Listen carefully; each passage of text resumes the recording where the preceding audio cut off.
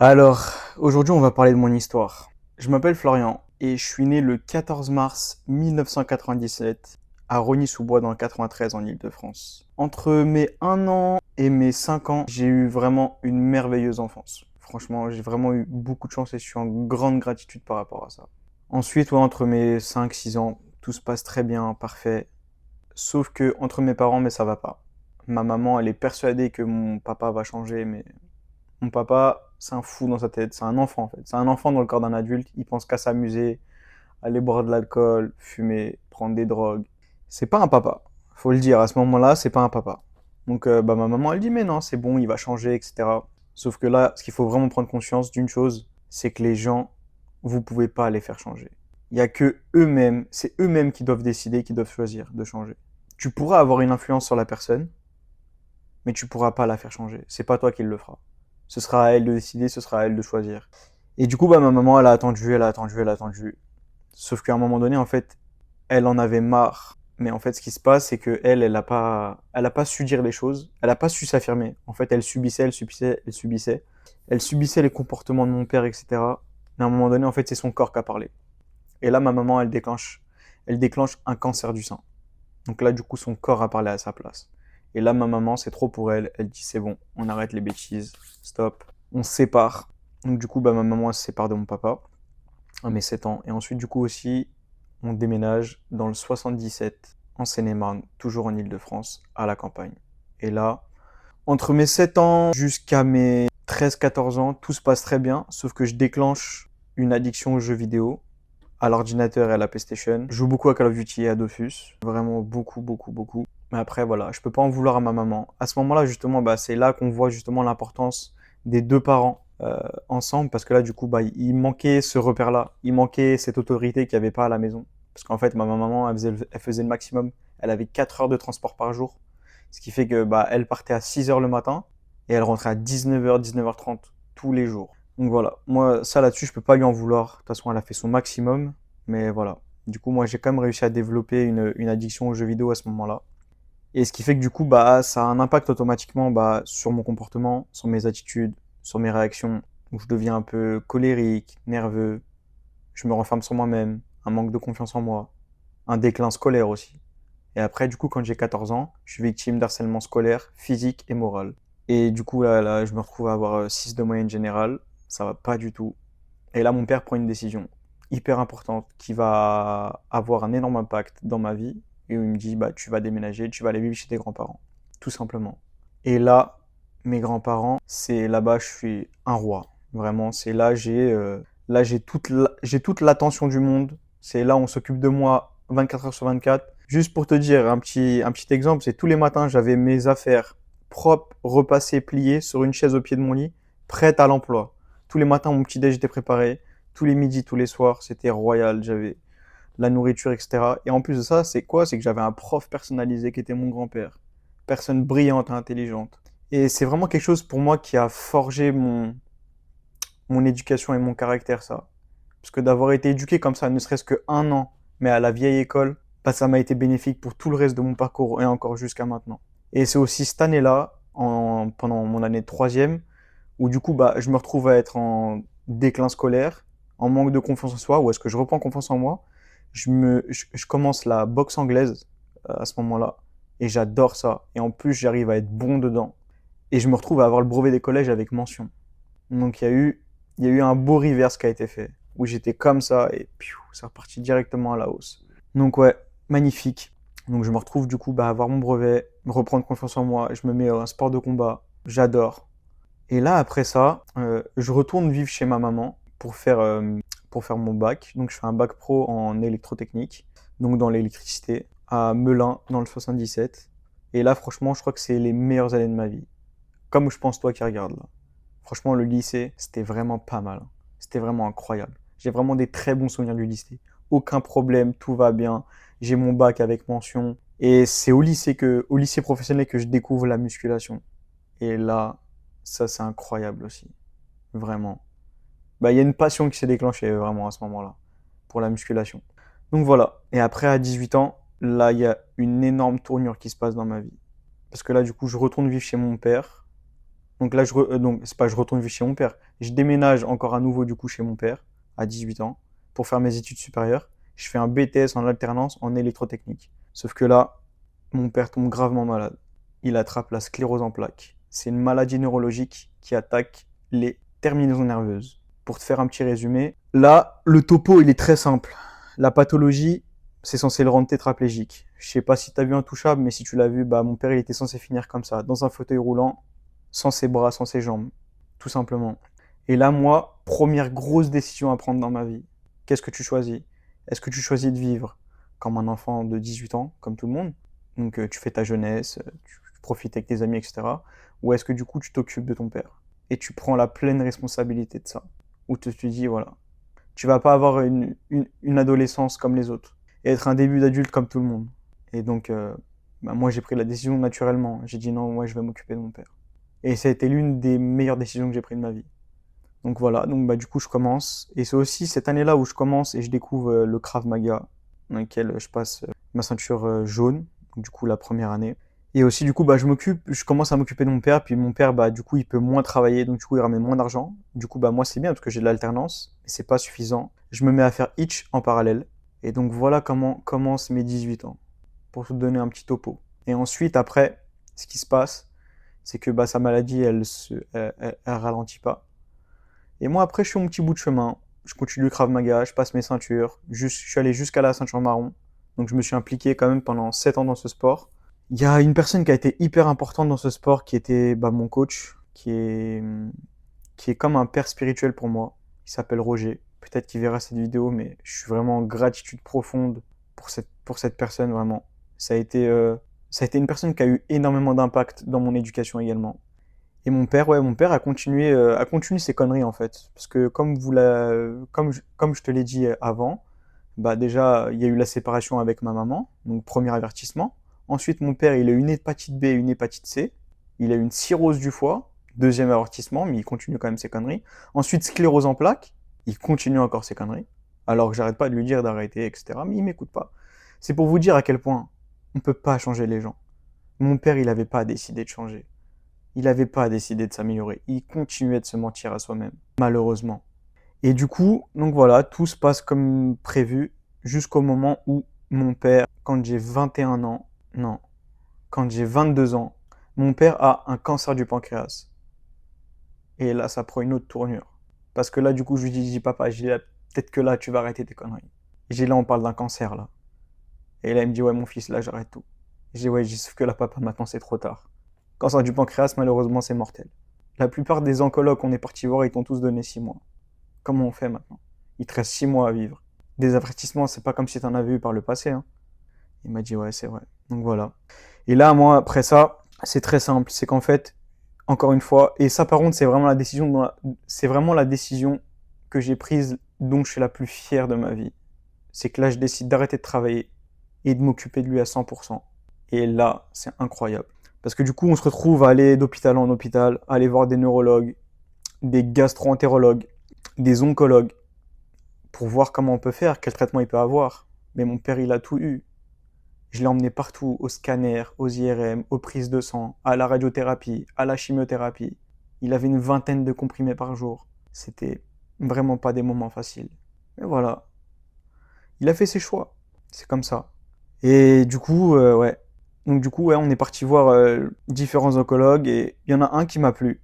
Et c'est dans cet hôpital-là que je suis parti, j'ai décidé d'y aller. C'était l'hôpital Foch à Suresnes. Et du coup, on part là-bas. Et là, j'ai très bien aimé le discours de l'oncologue parce que l'oncologue a dit on va tout faire pour que vous viviez le plus longtemps possible. Et ça m'a plu. Même si c'est un message d'espoir. Et c'est à ce moment-là même que je pourrais dire que le début d'un miracle a commencé. Parce que moi aussi, à ce moment-là, j'ai pris la décision. J'ai dit non, je vais m'occuper de toi. Tu vas pas te battre tout seul, on va se battre ensemble. Je voulais juste imaginer quand tu dis ça à une personne, qu'est-ce qui se passe dans sa tête. À la base, il se dit, je vais me battre tout seul. Mais là, du coup, je vais me battre avec mon fils. C'est même beaucoup mieux. Donc là, il se passe ce qui se passe. Je l'emmène à tous ses rendez-vous tout le temps. Je suis hyper impliqué. Ma famille aussi a été très impliquée. Ma sœur, mon oncle, ma tante, mes grands-parents, ma maman aussi lui a apporté énormément de soutien. Parce que malgré la séparation, Ça, c'est l'intelligence qu'ont eu mes parents, c'est qu'ils ont jamais ils ont jamais décidé de se déchirer. Ils se sont dit, on a des enfants ensemble, on va tout faire pour qu'il y ait la meilleure des ententes possibles. Nous, on s'est pas entendu. Mon père, il a fait les erreurs qu'il a faites. Ma maman, elle a décidé d'arrêter, et heureusement, parce qu'elle aurait peut-être pu en mourir. Parce que ma maman aussi, ce qu'il faut savoir, c'est qu'à l'heure actuelle, elle est en rémission totale. Elle aussi, ça a été l'une des plus grandes décisions qu'elle a prises de sa vie. Et derrière, elle a réussi à faire un miracle. Parce qu'elle aurait pu en mourir de son cancer. C'était vraiment très mal en point. Donc voilà. Et là, après, mon père, ouais, il se dit, ok, bah on va se battre. Ok. Sauf que là, rendez-vous compte d'une chose. C'est que là, par contre, il avait décidé de se battre. Là, il avait décidé de changer. Il avait arrêté de fumer, arrêté de boire. Il avait décidé de se battre enfin pour la première fois de sa vie. Et là, il s'est passé un miracle. Parce que là, à la base, on lui donnait 6 mois à vivre et il a tenu 2 ans et demi. Je peux pas dire que c'est grâce à moi, mais je suis sûr d'une chose, c'est que j'ai eu une énorme influence là-dessus. Et toute ma famille, et tous ses amis, et ma maman, etc. Tout le monde a eu une influence positive là-dessus. Mais ce qu'il faut comprendre, c'est que lui, il a décidé de se battre. Et c'est ça la grande différence. C'est que la plupart des gens, ils sont incapables de décider, incapables de choisir. Ils se mentent à eux-mêmes. Et après, ils sont là à se plaindre. Mais moi, le message que je vais véhiculer dans tout ça, c'est quoi?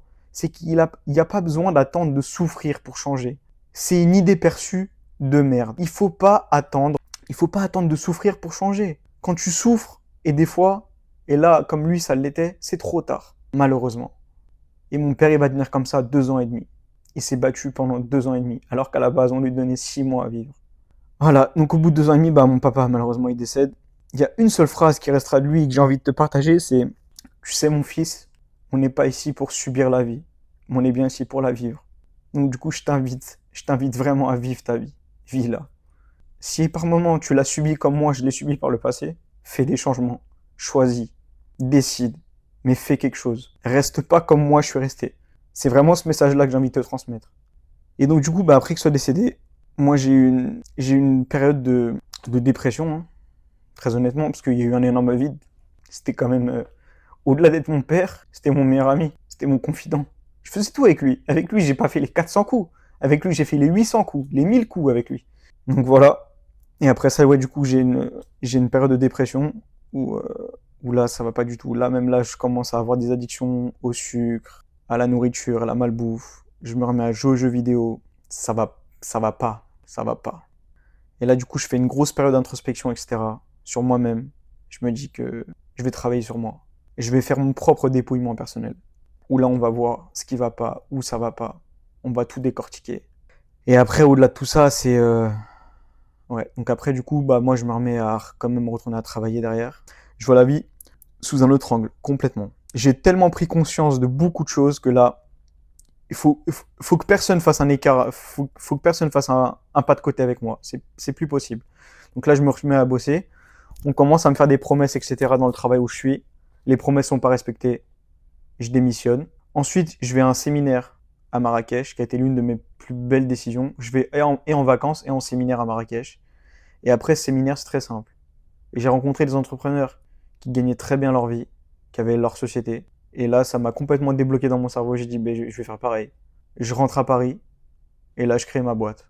Et directement, j'ai un client. Et ce client-là, je l'ai encore à l'heure actuelle. Malgré que je sois en phase de faire justement ce changement, à devenir coach en dépouillement personnel, comme tu le sais. Sinon, tu serais pas sur cette vidéo. Mais du coup, ouais. Et là, après, ce qui se passe, c'est que par contre, dans la foulée, bah là, ma famille, c'est une catastrophe. C'est que bah, je perds la sœur de ma mère, donc ma tante. Je perds une de mes tantes qui décède, cancer du poumon. Grande fumeuse, hein. Toute sa vie, on lui a dit d'arrêter, elle a pas arrêté. Encore une fois. Ensuite, je perds ma grand-mère maternelle, Alzheimer, et démence. Ensuite, mon grand-père se fait percuter par une voiture. Heureusement, il a rien. Enfin, il a rien. Fracture du péroné, du tibia péroné. Mais mis à part ça, ça va, il est pas mort. Il s'est fait percuter par une voiture à 70 à l'heure, hein. C'est pour que tu te rendes compte un peu de la solidité du bonhomme. Et j'ai de ses gènes, heureusement, merci. Et après, ma grand-mère paternelle meurt. Ça fait beaucoup de morts en un an, là. Il y a 4 personnes qui sont parties. Et là, tu prends une claque. Là, moi, personnellement, j'ai pris une claque. J'ai dit, ah ouais. Du coup, la vie, c'est comme ça. Bah, il y a vraiment plutôt intérêt à vivre la vie, hein. À voyager, à faire tout mon possible. Et là, ensuite, après ça, pareil, bah, du coup, dans cette période-là, trop de morts. Je retombe en dépression, les addictions, ça revient, etc. Je suis même là, après il y a eu un truc en plus, c'est que là j'ai eu les jeux d'argent, où j'ai fait casino, etc. Pas cool, pas bien, pas bien du tout. Et là après, donc là après il se passe ma petite vie, etc. Et là à un moment donné, j'ai prise de conscience sur prise de conscience. Et là après, moi, je vois sur les réseaux qu'il y a tout un tas de personnes où en fait il y a beaucoup de coachs, etc. Et moi je me dis, et si moi aussi je serais pas coach? Et en fait je me rends compte qu'en fait coach, bah, j'ai fait ça depuis très très longtemps, très très longtemps. On m'a toujours demandé conseil, on m'a toujours demandé de valider certaines choses, savoir si je fais comme ça c'est bien, est-ce que ça c'est comme bien. On me demandait toujours mon avis, pour quoi que ce soit. Et surtout en fait avec le temps et puis les expériences que j'ai eues dans ma vie, bah, j'ai surtout développé une certaine maturité que des personnes de mon âge n'avaient pas. Automatiquement, c'est logique, parce que en fait il y a des personnes qui à 50, à 60 ans avaient pas vécu ce que j'ai vécu. Et après aussi, c'est que dans ma vie, bah, il y a une personne en question qui s'appelle Thomas, que j'ai rencontré quand j'avais 20 ans, sur un groupe Telegram de trading. Et c'est mon meilleur ami à l'heure actuelle. Et ça a été comment on appelle ça? L'un de mes patients psychologiques les plus puissants. C'est sur lui que je me suis le plus expérimenté là-dessus. Jusqu'à un moment donné, à vraiment réussir à faire des déductions sur la personne qu'il est, sur son identité, sur sa personnalité, que toutes les personnes, tous les psychiatres, les psychologues, les naturopathes, les énergéticiens, les magnétiseurs, il est passé par tout le monde. Jamais personne n'a réussi à mettre des mots sur ses propres mots, alors que moi j'ai réussi à le faire. Et là, à ce moment-là, quand j'ai vu que j'avais réussi à le faire avec lui, et quand j'ai vu que j'avais réussi à le faire avec plusieurs personnes, je me suis dit, mais j'ai un don. Et j'ai un don justement pour accompagner, pour coacher les gens. Et je me suis dit, ben, c'est ça que je vais faire. Parce que l'électricité, c'est bien. J'ai ma société, je gagne correctement ma vie. Mais au début, ça me faisait vibrer. Mais après, je me dis, en fait, je me voyais pas faire ça encore 5 ans, encore 10 ans. Impossible. Donc du coup, bah maintenant, nous revoilà en 2025, cette année. Et puis bah du coup, je décide de me lancer sur Instagram, sur TikTok, sur YouTube, à faire du contenu, faire des vidéos, pour justement partager mon histoire, partager mon expertise, partager mes compétences, partager mes dons, pour pouvoir t'aider toi, enfin à toi justement arrêter de te mentir, à toi-même, arrêter de te saboter, surmonter tes peurs, plus avoir de doutes, retrouver la clarté, raviver la flamme avec ton enfant qui dort en toi, parce qu'en fait il dort depuis trop longtemps, à cause du conditionnement, à cause de l'endoctrinement, à cause de la manipulation de masse auquel on fait face, à cause du mensonge de la vie dans laquelle on est. En fait, ce qu'il faut comprendre, c'est que depuis qu'on est tout petit, on nous a formaté à mentir et à être dans le mensonge et à subir le mensonge. Le monde dans lequel on vit est un mensonge. Et ça, faut vraiment en prendre conscience. Et moi, je suis là justement pour te faire prendre conscience de tout ça. Pour vraiment justement que tu arrives à... En fait, que simplement tu arrives à te retrouver. Parce qu'en fait, contrairement à ce que tu peux croire, bah tu t'es perdu. Peut-être pas toi qui me regarde là, mais la personne qui est en toi. La personne que tu es. Parce que ce qu'il faut comprendre, c'est qu'on est des êtres humains. Donc on est ici pour être. Sauf que le monde dans lequel on vit nous demande que de faire, faire, faire, faire, faire. Qu'on se remplisse, qu'on ait des objectifs, qu'on fasse ci, qu'on fasse ça. Mais on a oublié qui on était. On est des êtres humains. On est ici pour être à la base, pas pour faire. Après, bien sûr, encore une fois, il faut être dans l'équilibre. Bien sûr qu'il va falloir faire. Mais d'abord, il va falloir que tu sois. D'abord, il va falloir être. Parce que ce qu'il faut comprendre, c'est qu'une fois que tu sais qui tu es, tu es en capacité de tout pouvoir faire. Peu importe le métier que tu as envie de faire, tu peux le faire. Il faut juste que tu saches et que tu te rappelles qui tu es. Une fois que tu sais ça, c'est bon. Donc voilà. Voilà un peu ma présentation de qui je suis et de par quoi je suis passé.